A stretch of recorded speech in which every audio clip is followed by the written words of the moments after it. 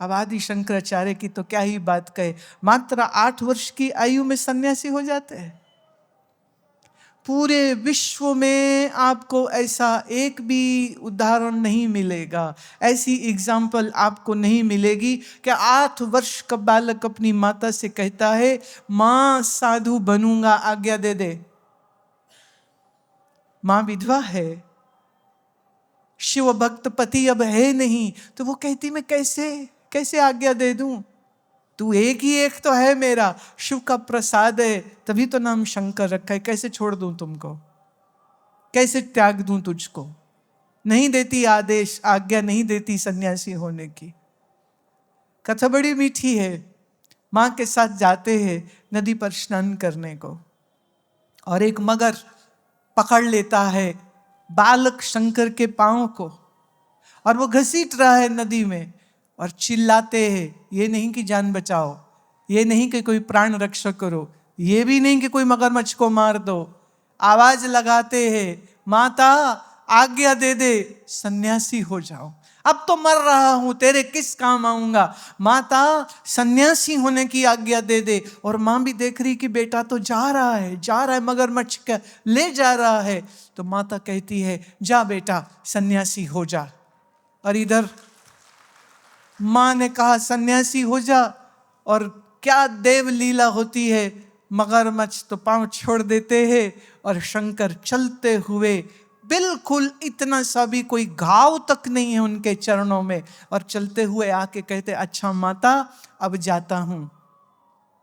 ये इतना अद्भुत वैराग्य 8 वर्ष की आयु में। पर जिसे हम भौतिक रूप से स्थूल शरीर से 8 वर्ष कह रहे हैं, वास्तव में हम सिर्फ शरीर देख रहे हैं। उनका जो अंतःकरण है भाई, वो तो प्राचीन है, वो तो योगी है, वो तो शिव का एक कह लो अंश अवतार है। वो तो अपनी वो सारी साधना सिद्धि योग को लेकर के आते हैं। इसीलिए तो मात्र इतनी छोटी आयु में सन्यास की इच्छा करते। 8 वर्ष का बच्चा खिलौना मांग सकता है, दूध मांग सकता है, मिठाई मांग सकता है, सन्यास नहीं मांगता। क्यों हैं आदि शंकराचार्य इतने श्रेष्ठ? वो इसीलिए है कि इतने कम आयु में शरीर इतना छोटा है, पर विचार और वैराग्य इतना बड़ा है कि 8 वर्ष की आयु में माता को एक वचन जरूर दिया कि तेरे अंतिम समय में मैं तेरे पास जरूर आ जाऊंगा, लेकिन अभी जाता हूं। और कालड़ी से चलते चलते चलते कहाँ आ जाते हैं? देखिए, कोई रोड मैप नहीं है, ट्रेन नहीं है, बस नहीं है, प्लेन नहीं है, पैदल पैदल पैदल पैदल चलते आते हैं और कहाँ आते हैं? ओंकारेश्वर में आ जाते हैं, मां नर्मदा के तट पर आ जाते हैं, और वहीं पर उनको उनके गुरुदेव मिल जाते हैं।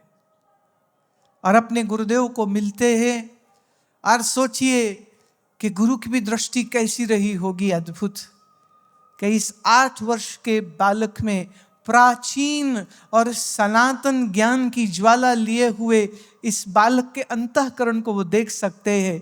इसलिए जहां सन्यास की प्रार्थना करी है, वहीं उन्होंने स्वीकृति दे दी।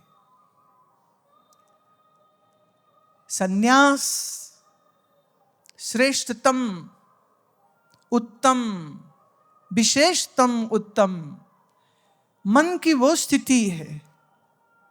और कई बार तो मैं ये भी कहती हूँ कि कई जन्मों के बाद जाकर के ऐसी ज्वाला किसी के अंदर आती है, ऐसे नहीं आती है।